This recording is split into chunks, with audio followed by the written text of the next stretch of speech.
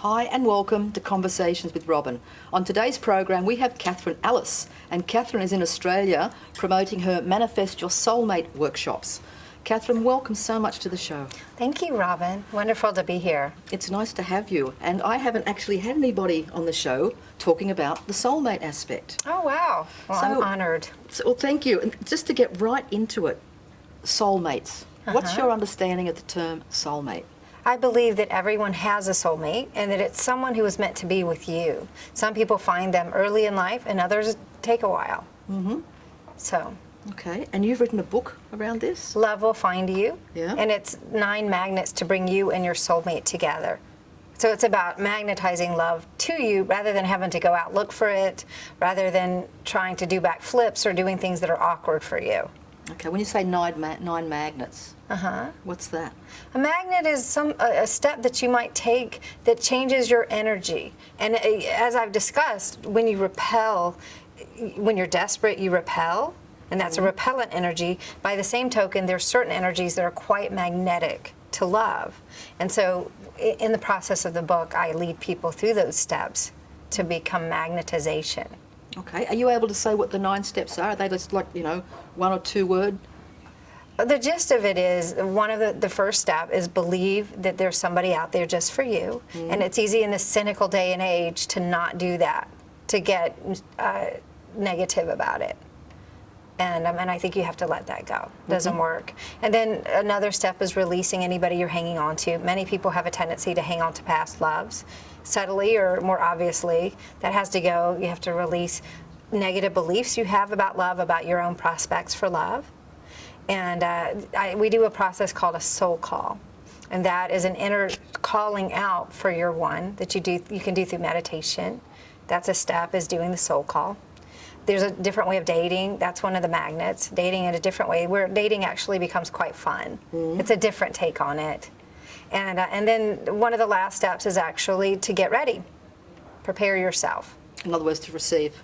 To receive, yes. Okay. Exactly. In your workshops, do you have a set number of people? Does it matter how many people come to your workshops? It doesn't matter. I've had crowds up to 500, 1,200, and the more usual is around 100.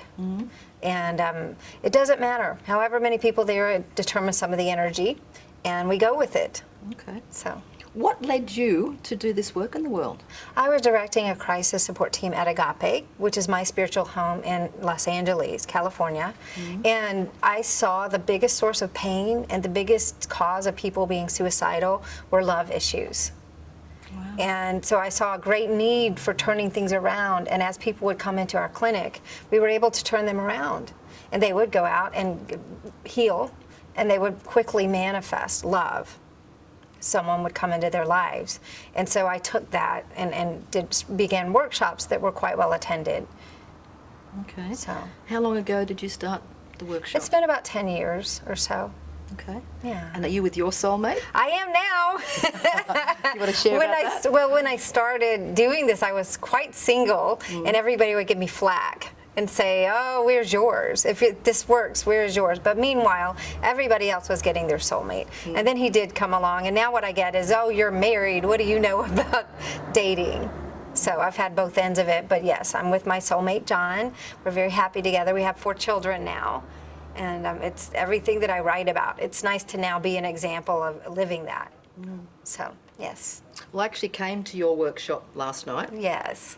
And one of the things that you shared was sometimes the work we do in the world is what our journey, our experience has been. Yes. And you said that you can actually have an understanding of people being single because you were single for a while. Do you want to share more of your experience as a single person looking for your soulmate? It was very interesting because I was already a spiritual practitioner at Agape, and so my journey was teaching these workshops and having to take the principles that I was teaching and apply them in my own dating life. And so it was a very rich time. I learned a lot myself. I was like an experiment for my own self, and it made me have a great understanding of what we go through. Okay. And so I think sometimes if you struggle with something, you become a much better teacher of it than if it was easy for you. So, yes. What was it as a young girl you wanted to do when you grew up?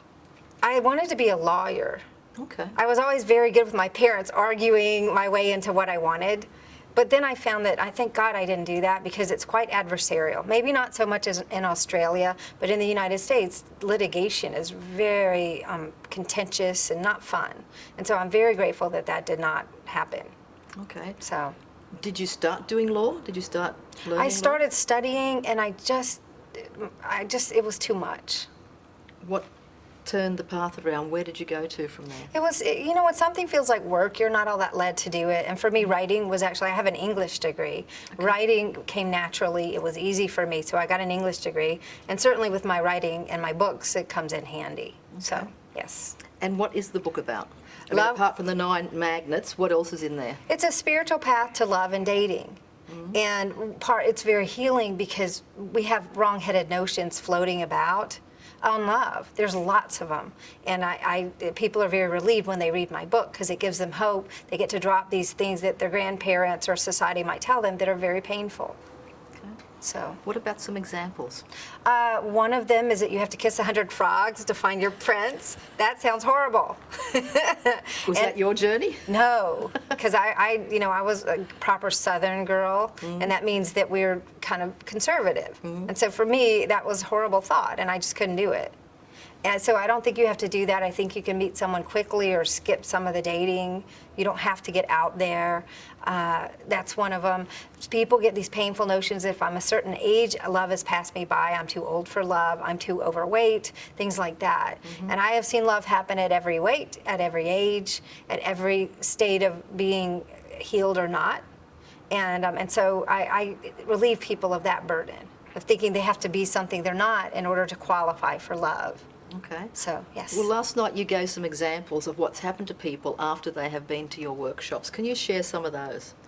I've had, one example is someone who was a victim of the Holocaust in Germany, and she lost her parents, her whole family, and her whole life lived as a victim.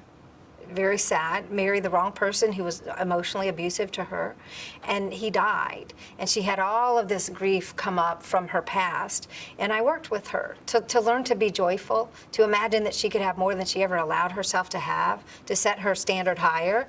And at age 65, she met her soulmate, a man who was around 69, and they fell in love. And for the first time in her life, she was like a teenager, floating above the air, just having the best experience, and they're still together. They never got married, they moved in, they're traveling the globe together and having the time of their life. So that's one example, and there are many more. Okay, you also shared a couple you met, or a couple you saw when you at an airport. Right. The older couple. That was a beautiful story. Want to share that? It was, well, it's my example of why I feel that you have crackling chemistry with your soulmate. You have passion, no matter how old you are or how many years you've been together. So your 7th honeymoon becomes better than your first. And I was in South Carolina in the airport, and there was a lady who must have been about 85 sitting in the lap of her love, who was 90 about. And they were giggling and being silly. And, you know, doing what I do, I had to go ask them, well, what's your story? And they said, well, honey, we've been married for 50 years. Because I asked them, did you just start dating? They seemed like they were just dating. Just started. And they laughed, and I said, my goodness, you know, you really have got it going on. And they said, we just think we were meant to be together. So here comes their son. He's about 60, carrying their baggage. And I said, have they always been like this? And he laughed, and he said, oh, honey, growing up, it was just very embarrassing. They've always been this way. And that's an example, and I see that more and more, of people who are meant to be together. And once they're together, it's fireworks. It's just magic, and it doesn't end. So. You also talked about twin flames. Yes. Is there a difference between a soulmate and a twin flame? I think that we might have many soulmates. And if you've ever met someone and you felt, oh, I've known this person before. It's going so deep. It's like we've always known each other. And it feels like a soulmate, but it doesn't last. It wasn't your twin soul. One of the proof for twin soul, I believe, is you end up together. And so if you think you've missed the boat or you're hung up on someone you feel like you couldn't have, but they were it for you, you've got better on the way. Okay. So We'll take a break and we'll come Sure. back and we'll find out more about finding your soulmate. Stay with us. Welcome back, and we're talking about soulmates with Kathryn. Kathryn, before the break, we were talking about soulmates and twin souls and the difference. and you were saying that your twin souls or your twin flame, regardless of what happens, you will get to be together because that's almost predestined. Can you share a bit Yes. about that? I believe that the concept of twin souls, which I didn't invent, but I really believe in, when I read it, it just struck a note with me, is that you were created at the same time as another being. And you were meant to be together. And I don't mean you have the same birthday, but you're at the same time as souls. And most of us do believe that we didn't just start here. And at the right time, you were programmed to come together. I think you can delay that by not believing in love or by being hung up on the wrong person and not letting go of them. But eventually, you must come together and you will be brought together at the right time. And then you're together. You end up together, you don't want to be apart, and that's that. Okay. And so, One of the things you also mentioned, the have to. I have to go to this party, or I have to go because I will miss them. Can you talk more around that? Well, I one? call that the CMAT club, and that's the Can't Miss a Thing club. That's it, yep. And that means that, I meet these people who are desperate to find love, and they go to everything. They're scared to miss a party because they might miss their one. They might be there. And I ask people to relax because that's a little bit of a nervous energy. It's not that magnetic energy that we've been speaking about. It's a different energy. It's a disconnected energy. And it can get in the way. And because you know that you will be brought together with your soulmate the right time, you don't have to worry that much. You can relax. You can miss some things if you don't feel like going. And you will just magically be in the right place at the right time. A recent study of people who believe they're with their soulmate said that over 90% found their soulmate right under their nose. And so I believe it'll happen, and if you miss the first chance, you'll get several other chances until it takes. Okay. Well, how did you meet John, is it? John. Yeah, how did you meet John? How did that process happen? I met him 4 years before we actually got together through mutual friends. And I was not available. I was with a boyfriend at the time. And I remember thinking, which I shouldn't have, he is cute. Why was he not around when I was single with this group? And then so I really noticed him, and he noticed me that time too. He also didn't notice my vampy friend I was with, who every guy always noticed. I thought, and he still couldn't remember her name for so long after that, so I thought that was a good sign. And then when I was available, he was with someone, but at the right time, we were thrown together on a small car trip for 2 hours with only 3 of us in the car. And because he's shy, that was a good thing. And I feel like the universe arranges for you. If you're shy and not outgoing, you'll be thrown together like that. And by the end of the trip, I was sitting in his lap. We were both available at that moment, and that was pretty much it. After that, I feel like when you find your soulmate, you hit the ground running. Things go well, and you just go. And that's what happened. Our life became a whirlwind about possibility and activity and falling in love and getting married and having children, and just still quite an adventure together. Okay, so is the journey of being with your twin flame a smooth one? Is it one that, for example, Marianne Williamson talks about the holy relationship. And she says that with the holy relationship, if you think it's going to be all smooth going, it's not, because part of it is assisting each other to work through those, emotional issues that we all bring in to a relationship. What's your take on a... I don't go there. I don't believe that, because we all know that most of us, have this philosophy that what you believe acts as true. So if you go into a relationship thinking relationships are hard, it's going to be a lot of work, it's going to bring up every healing I need to do, that sounds drudgery. And it's nothing like when you're falling in love and you're floating a few inches above the ground, you're happy, you're in love with the world. And so I believe in going for that energy. And that's not to say that bumps in the road will not come up. They will. And you can deal with them. And the last chapter of my book is called A Relationship from Heaven. And that's what I believe, that you can have a relationship. And yes, part of the purpose of a relationship is to heal any places that need healing and to learn to be close in that way and take your walls down to being close. But I think there's a bigger purpose, and it is to light up the world. And this may sound a little hokey, but I believe this, to light up the world with your love. To spread joy and happiness and bliss, and aren't we here for that? And so I like that philosophy a bit better than the relationships are hard. Does that sound fun? Who would want to do that? You know what I mean? I do, absolutely. Yeah, so that's my philosophy. It's a little bit different. Okay, so let's just say there's some people sitting watching this, and they believe they're with their twin flame. Yes. And they have hit one of those bumps in the road. And they perhaps are handling it differently, and therefore kind of not being able to communicate to get to the other side of that bump. I mean, as part of what you teach or in your book, the how to navigate those bumps? Yes, I do. The part of that chapter, A Relationship from Heaven, I put forth some fair fight rules. Some fair fight rules. Yeah, and that's common in therapy. Yep. Ways to navigate it well. Part of that is to drop your agenda, at least temporarily. Be able to listen. That ram where you go, you said this, you said that. It is not constructive. And so I ask them if they're in that energy to walk away for a little bit, to get to a more centered place, because no good, that can do harm, and no good will come of it. And to really listen to one another, to drop your agenda, to hear the other person, to understand, try to understand what they're going through, and also to refocus. Sometimes a way of keeping someone at bay, keeping them away from us, is by focusing on their faults, to refocus on why did you love them to begin with? What are the things you enjoy about them? And to get back to that love as quickly as you can, and even when you're working things out. And I also feel that rather than have to butt heads, that if you're holding an intention within yourself, you don't have to ever tell them it, and if it seems at odds, somehow you both can get your intention met. You can get your needs met, and not always by each other. And that works very nicely. Okay. So, How many, as you say, soulmates were kind of created at the same time? Yes. Somewhere in space and time. Do you have any understanding of when you and John may have first met? no, I don't focus on that. I know that there are people who really remember all the times they've been together.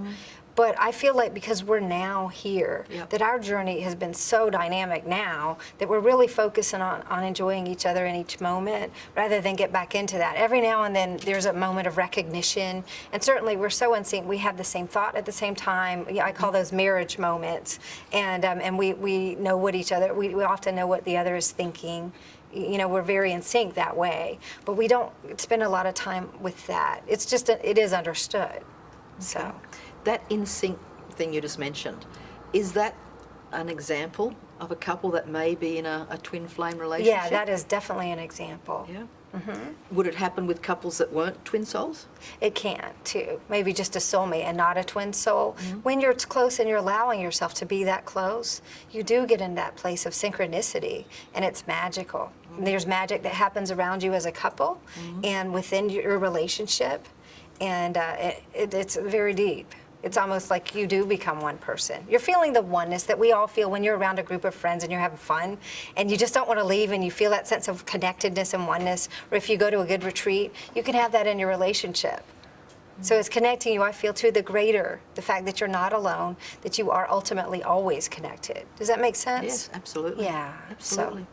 What would be some of the questions you get asked in the workshops or when you're working with clients one-to-one? What are some of the commonalities? Oh, I get a lot. I do a lot of work with releasing someone after it hasn't worked out, with heartbreak, a lot of that. And one of the most common questions I get is actually, I think this person's my soulmate, but it's not working out. What do I do? And I ask them to release, because if it is the soulmate, the space of letting go is the space where it can finally happen. But they can't fake it and say, oh, I'm going to let go because then they'll come back and then it'll work out. That's faking it. You have to really be willing to let go. And in that space, either the right person will come if it's not them, and at least you're giving it a little breather. But it also, the person may decide that they're willing to work it out, and it may happen. That's a big one. That sounds like would be the main one. That is the main one. Yeah. It comes up, it just came up. I did a book signing right before this. They came up right there, for sure. And so people, the voice of attachment is, people think that's the voice of intuition, but the minute, if you've ever been hung up on somebody and then all of a sudden you're done with them and you finally let go, mostly the thought is, well, what was I thinking? I was obsessed. And so we have to understand the voice when you're attached is not your intuition. It's telling you they're the only one, they're your soulmate.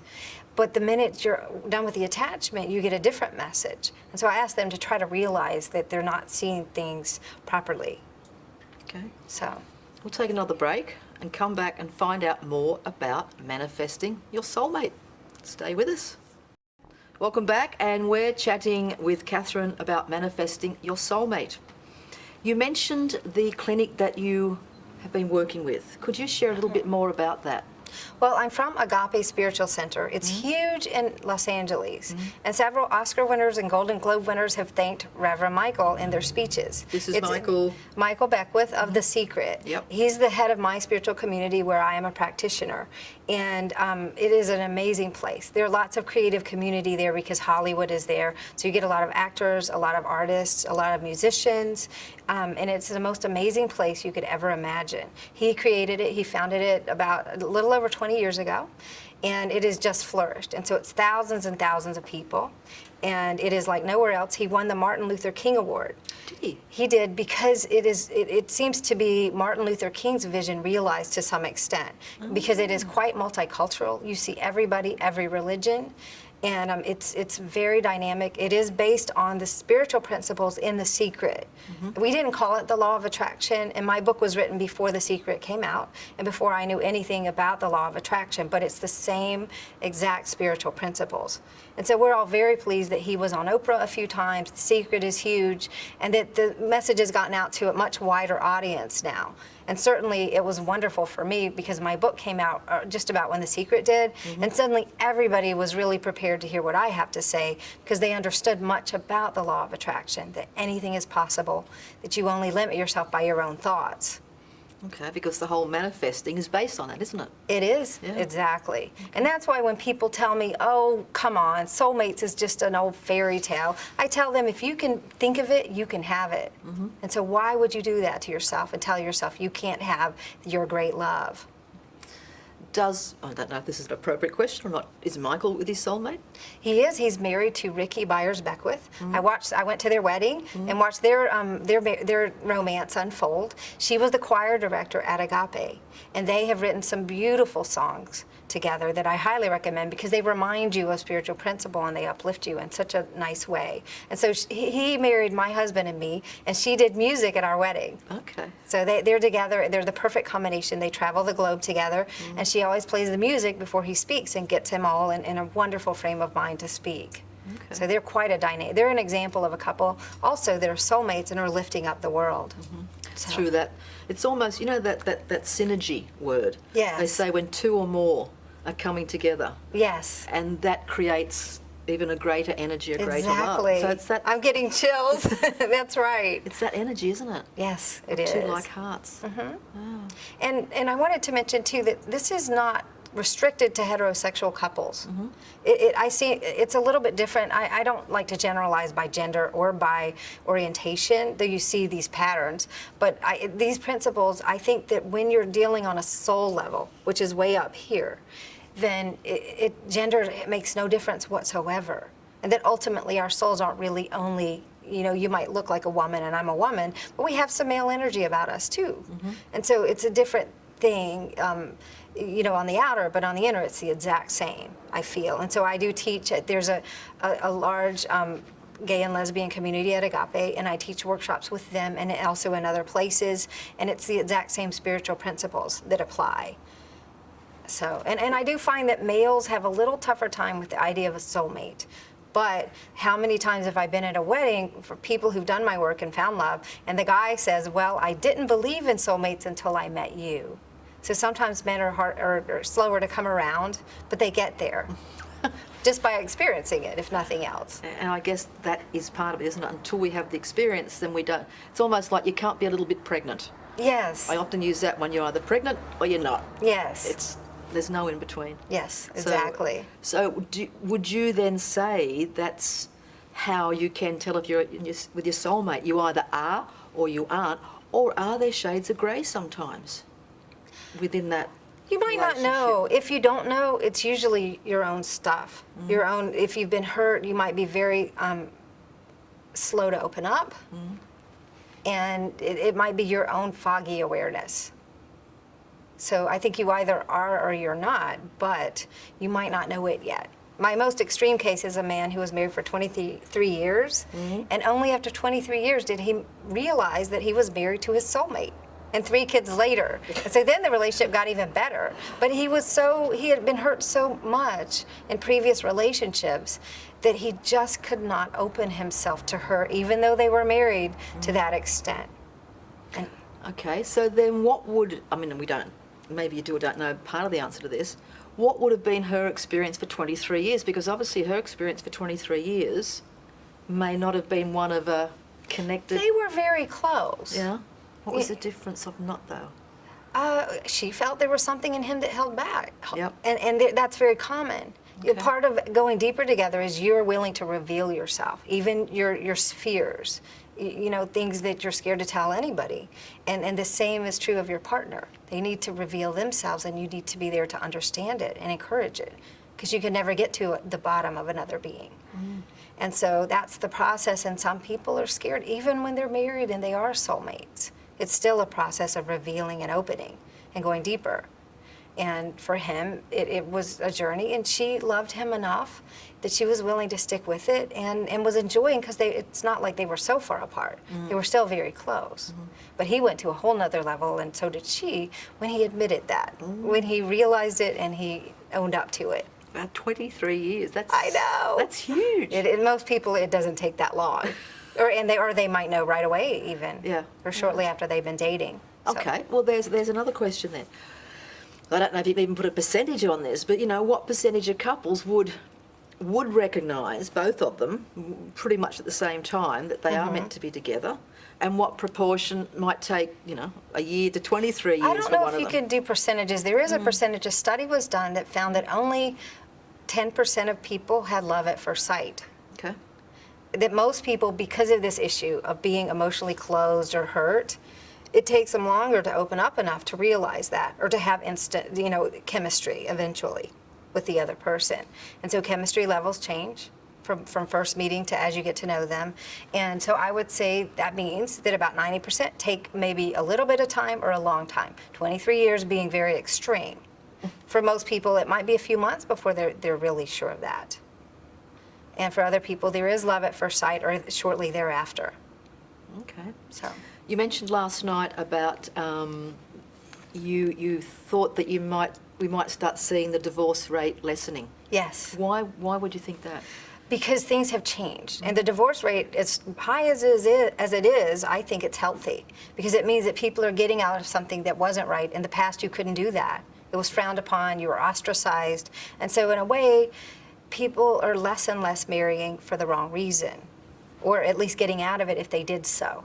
There's less societal pressure to get married for economic reasons, for reasons of, well, on this age, I better get married, or peer pressure, family pressure. There's less of that, and less and less. And so more and more you will see people getting married and waiting even until it's right. And definitely the age of first marriage is going up, which I think is good. People are waiting and feel permission to wait. People are feeling permission to not have children if that's not their path. And so there's much more leeway in society. So the only reason to be with someone is because they're your soulmate. And so I think that the divorce rate will start declining. Okay. Well, it wasn't all that long ago, was it, in a lot of cultures that the marriages were arranged. And often you wouldn't have seen your spouse-to-be until that day of being married. I know. And yet some people said, you know what, it actually worked out very well because there weren't any preconceptions or... Yes. Any research you've seen around on that, or any comments around that sort of a... Well, that came up in a workshop I recently taught. And I was at a loss because I do believe that for the most part, arranged marriages are not so hot. And occasionally, yes, the universe brings you, especially if you're doing this inner work we're talking about, will bring you your soulmate even through your parents choosing somebody for you. However, luckily, I had a lady from the Mideast in the workshop, and she said, wait a minute.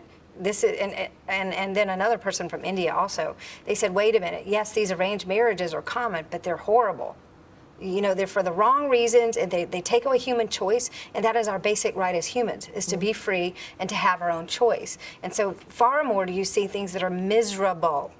And so I would say that going less toward arranged marriages is a better idea overall. Yep. So I need to take another break, and a question's just popped into my mind, which I'll ask when we come back from the break. Okay. About what couples out there that we know about in the public eye do you think might be soulmates? Can you answer that one? Sure. That'll be interesting. Stay with us. We're back, and that question about what people out there in the public eye do you think, I mean, how long's a piece of string and is it true or not, but you think might possibly be soulmates? I mean, Brad Pitt, and Angelina Jolie come into my mind as the first couple. Right. Possibly. Because Possibly? you see them doing work where they're actually lifting up the world, right? yes. And they've come together, it seemed, for a few reasons, and I don't know them and don't know much about them other than what's out there in the media. But it does seem that they had similar goals. They wanted a lot of kids. Yep. And already both were individually doing a lot of work for the world and social causes. Yeah. And so they seem to have heightened that in each other, which is good. And I actually know one of the people that Brad Pitt does work with through Global Green, the head of Global Green, and I know some of their journey that they're doing. And so it seems that they've supported each other and even stepping out further and even making their personal life an example of the world coming together, of embracing different cultures, and you know, buying a house in New Orleans after the horrible hurricane, for example, showing I'm willing to live here. This is a lovely place. Yep. And so I think that possibly, you know, and who am I to know? Because I don't know them, but they do exhibit some of the signs of that. Yes. You know, I'm just sitting here listening to you talk about them like that, and it's so refreshing to hear someone put a positive spin on it, because so much that we read on the front of a magazine or whatever is that Brad's had enough, or Angelina's gotten too thin, or, you know, that whole media hype that happens. People are very interested in drama. And it's understandable. People are inherently interesting, but it's too bad. I mean, celebrities are commonality. We all know. I don't know you very well, but we certainly know Brad Pitt and Angelina Jolie. Yeah. And so, and certainly coming from Los Angeles, there's this celebrity culture. Yeah. But I think it's just another form of gossip we've had, only now, because the world is so big and in a big city, it is a commonality. You might not know your neighbor, but everybody knows these celebrities. So it's very odd, but it is kind of, I think it can be as destructive as any gossip when you don't know the people at all. Yeah. So. And as you say, you know, you said about when there's a bit of a hump in the relationship with your soulmate, is to always look at, firstly, why you love them, and secondly, their good points. And, you know, that's exactly what you've said about Angelina and Brad, as what they're giving to the world. Yes. And it's also positive. What would be some other couples out there that may be demonstrating those similar traits that could possibly be seen as twin souls that come to mind? Well, do you know Bill Gates? Yes. Okay. Well, not personally. Well, I mean, but Yes. I didn't know if you guys over here knew Bill Gates of Absolutely. Microsoft and his Yeah. wife. Since he got married, and I believe he got married a little later, they have done a tremendous amount for the world. They've given the most single donations for different causes than anybody. And he actually retired to do that. And I think that might be another example. And even, I know you get Oprah over here, Yep. Oprah Winfrey. Her partner, though she never married him, he teaches seminars to uplift people as well. Does he? Yes. And so while she's much more visible in the way she's changed the world, Yeah. and I don't know them again, but it seems like he supported her in really stepping out, being all she could be, and meanwhile he's doing his own very important work as well. That might be another example. Okay. There's many of them, Tim Robbins and Yep. Susan Sarandon. They seem to have quite a life together. They seem to still be quite passionate toward one another. And they together have seemed stronger in the way things they're doing for the world. Okay. Who else out there that comes to mind? Oh, gosh. Put you on this, or even people in the past, in our history, that have come together and they've done, you know, change in the world. I mean, is that always one of the characteristics of twin flames? It might not be as obvious as we're talking about, Yeah. but in some way they do. Yeah. Even just being that in love together is an example in a way, because people think I could have that. And look, this is an example of a couple that is working so well. So anybody, even your average person, who is having such a successful relationship, that is so happy. I met a couple, I was just on vacation in Fiji. I met a couple that I've never seen happier. They've been married for 25 years. Their 3 teenage children were with them. They were all hugging each other. You couldn't tell who was who, because they just loved each other that much. And I started thinking, these Australians are quite healthy, because they're from the Gold Coast. Yeah. And I, especially in America, I think people don't have permission for a dad to be that close to his daughters. It's somehow frowned upon. Yeah. But this family was the most openly affectionate, and I think everybody was lifted up just by seeing how much they enjoyed each other and loved each other. And I was very moved by them. So anybody really can be that way if you're willing to step up and open up to your great love and a loving, healthy relationship. Okay. Just thinking of some more historical. I mean, Cleopatra and Mark Antony. Would that have been Possibly, because they've stood the test of time. They're still as famous as ever. The jewelry, you know, and just all the tokens of affection and love. And certainly I think that all of these people throughout history who are known as lovers and great loves give us the idea that maybe I could have that, or that that kind of love does exist. Okay. The next one that pops in is Charles, Prince Charles and Camilla. Oh, yes, and I have had that thought because they went through so much together and it wasn't all well done. Clearly there were some problems, and I think they had kind of karma to pay back in a way, which they did by being unhappy and not able to be together by the way it was conducted. For any reason wasn't a good enough reason to put like Princess Diana through all that. But everything that they went through, and the fact that maybe people, one thing I see written is that she's not a conventional person you could imagine being the soulmate of a prince. And yet it didn't matter. He could not see past her. And I do feel your soulmate cannot see past you no matter who's near you or who's in your face. They can only see you. And in his case, he seemed to be very single-minded about her. And they did end up together. And eventually were accepted. So. Yeah, and married. And who And would have married. thought, given the... You could never imagine that trajectory. But that is a great example of actually soulmates who do end up together against all odds and with all kinds of drama beforehand. So. Okay. Michael Beckworth, could you talk a little bit more about the work that he does, you know, with the centre? Right. The center has over 10,000 members, and every Sunday and Wednesday night they're traditional kind of church service and with lots of music. I always say they need to lay in a dance floor because the music is so good. People are kind of dancing, and you know, it's a very dynamic place. It's called Agape, which is Greek for unconditional love, and so there's a lot of hugging, and they actually hand out tissues at service because it's also very healing. When you're around a healing energy, people cry, and sometimes it's embarrassing, but I think it's good. And so there's a lot of crying that goes on at the services. They have many classes and workshops, and almost every best-selling self-help author that you could imagine comes there to teach workshops or speak at a Sunday service. He's very good friends, for example, with Marianne Williamson, Wayne Dyer, and almost anybody. Rhonda Byrne, who made The Secret, comes there regularly whenever she's in LA with her daughter and her whole family. So, yeah. Okay. And I believe you know Laurie Levine?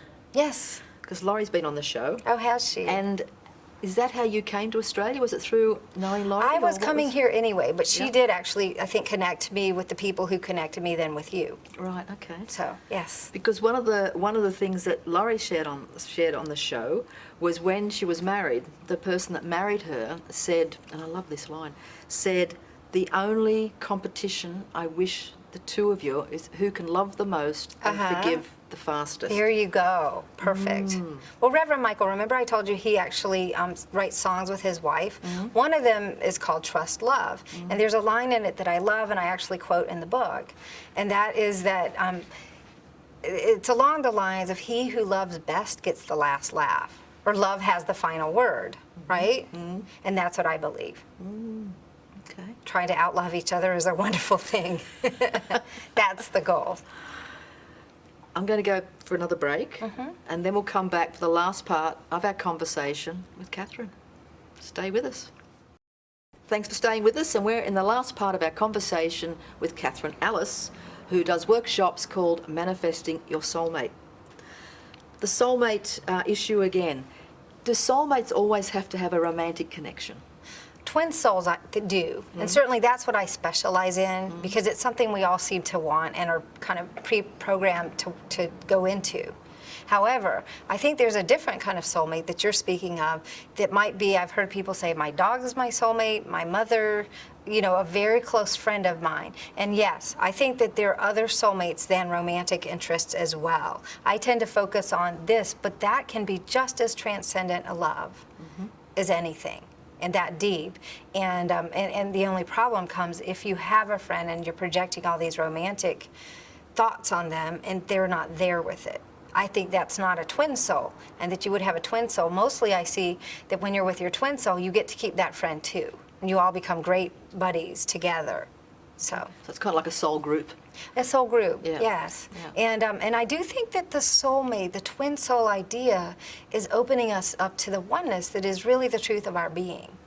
And that I see a phenomenon of people coming together with their twin soul, and then suddenly the whole world opens up. Their career, every single area goes well, and they have more good friends, and they feel love everywhere they go.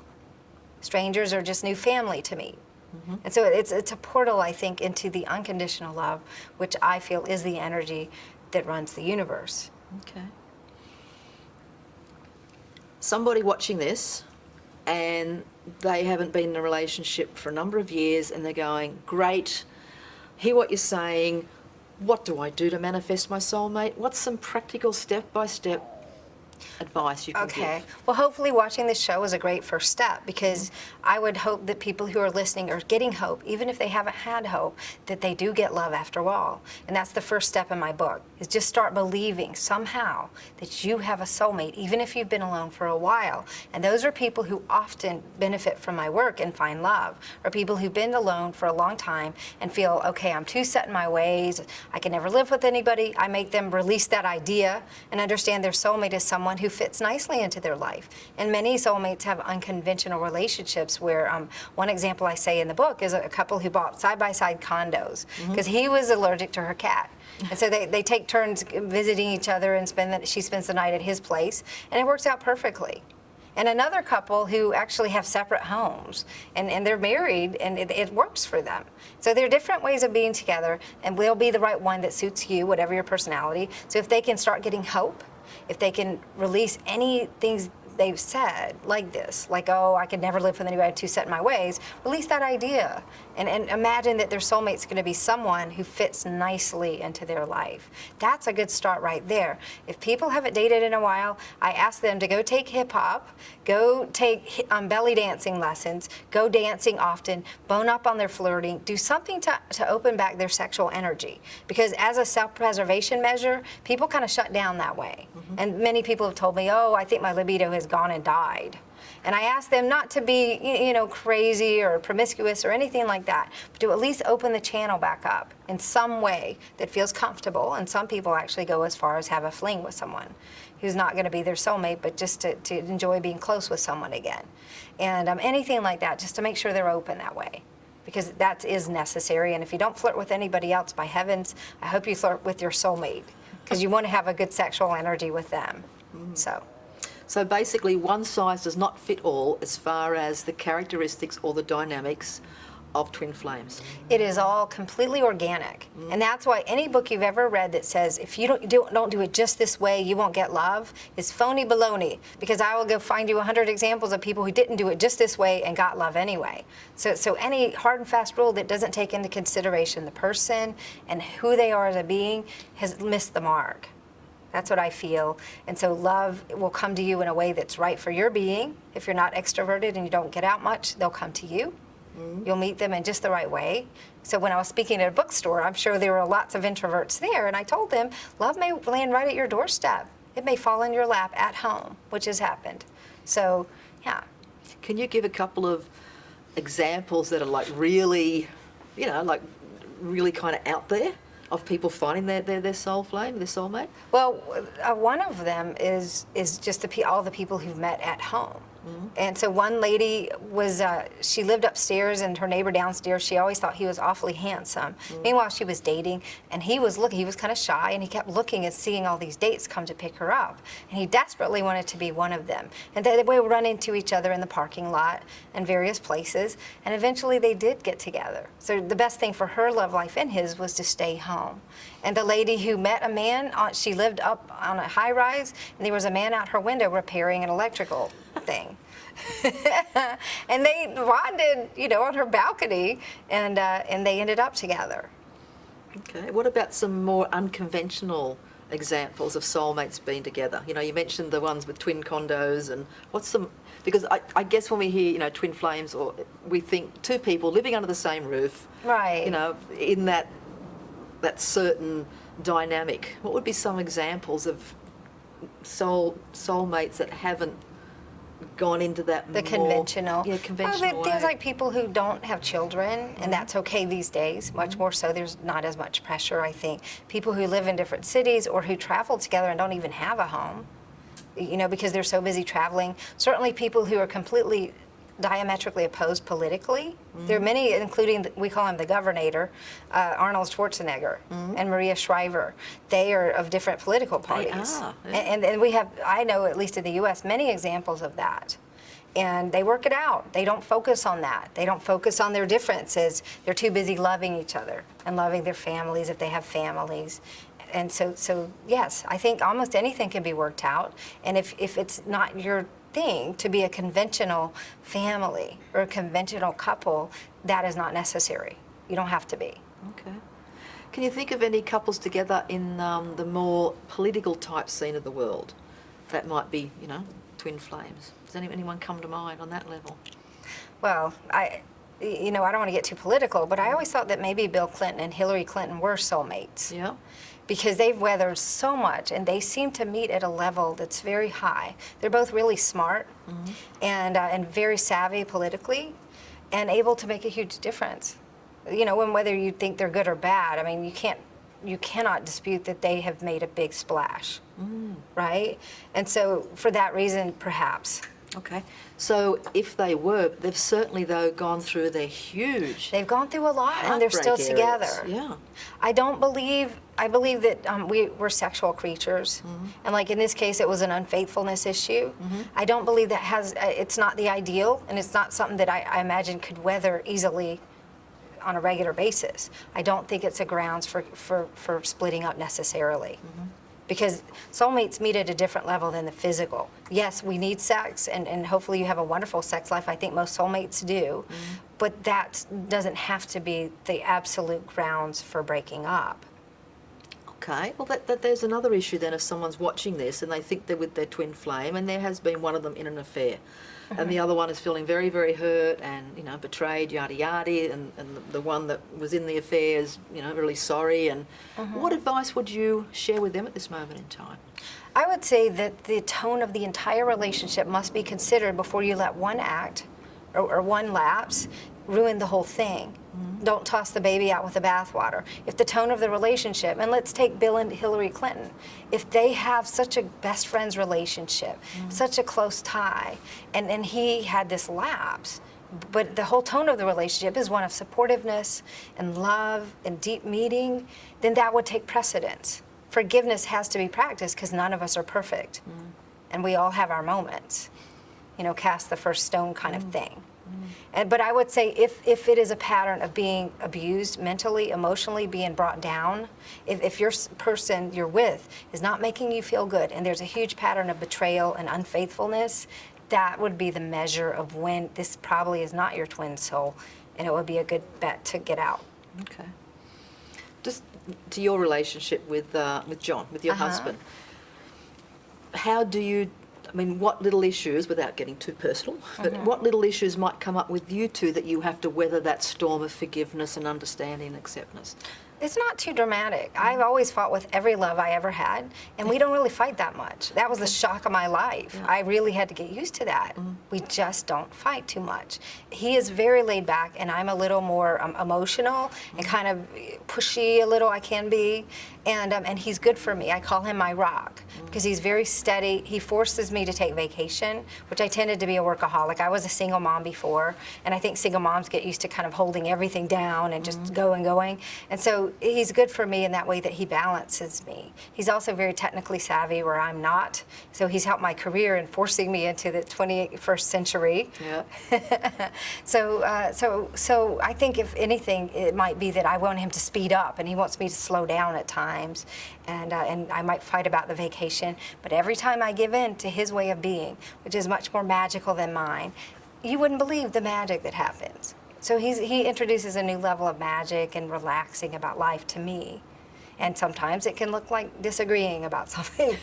So It's all the perception, isn't it? yes. Because you've come to Australia on your own. He's back home? He's with me, and we have our two youngest children. In fact, he's out there somewhere now. Oh, because I just figured last night you were travelling here on your own. No, we're gone for 6 months. We're taking a tour around the world. 6 months? Yes, and so we're all together on this. And our older children are older and back in college and working and things. Ah, So- okay. Oh, that's nice to hear, because I was wondering, you must be missing him. Oh, If I he's- couldn't do without him for that. We have a Yeah. commitment to not be apart too long. Yeah. I think that that could be a challenge and for most people, you can see it is. So Because if you want to be together, then you want to be together, don't you? You do. Yeah. Yeah. Okay. Some last minute advice to the viewers. If you looked into that camera there, what would you say to the viewers out there about manifesting your soulmate?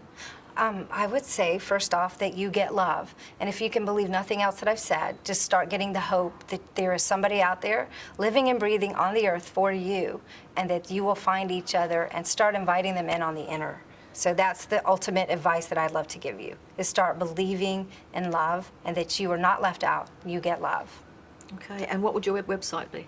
My website is KathrynAlice.com, KathrynAlice.com, and you could get free articles about, if you wanted to learn more about this work, that have been published that are on the website. Find out more about this. Okay. Thank you so much for coming Well, and, thank and you. sharing your information and your knowledge and your wisdom. It was lovely. It's a lovely topic. It really is a lovely topic. Manifest your soulmate. Because at the end of the day, we can have everything in the world. And if we don't have that special person to share it with, you kind of go, well, why bother? Yes, exactly. Thank you so much. Thank you.